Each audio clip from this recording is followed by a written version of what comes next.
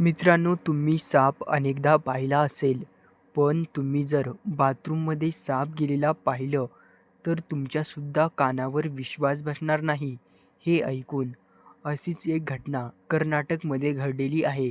जेव्हा तो व्यक्ती बाथरूममध्ये जातो, त्याला तेव्हाच समजतं काहीतरी बाथरूममध्ये आवाजासारखं येत आहे. तेव्हाच तो व्यक्ती तिथून उठून सावध झाला आणि बाथरूमच्या बाहेर आला. त्याने नंतर बाथरूममध्ये पाणी टाकण्यास सुरुवात केली.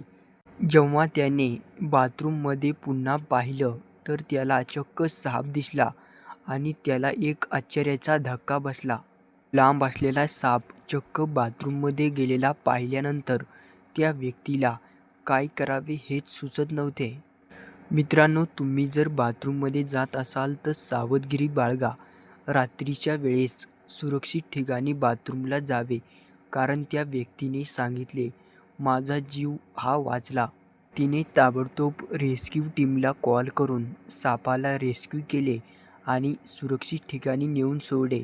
तर अनेक युजर्सच्या यावर कमेंट येत आहेत. काही युजर्सचं म्हणणं आहे, बाथरूममध्ये जाताना पहिली लाईट ऑन करणे आणि चेक करणे, मगच बाथरूमला जाणे.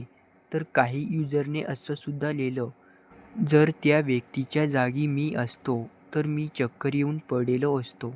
मित्रांनो, चॅनलवर जर नवीन असाल तर चॅनल सबस्क्राईब करून घ्या.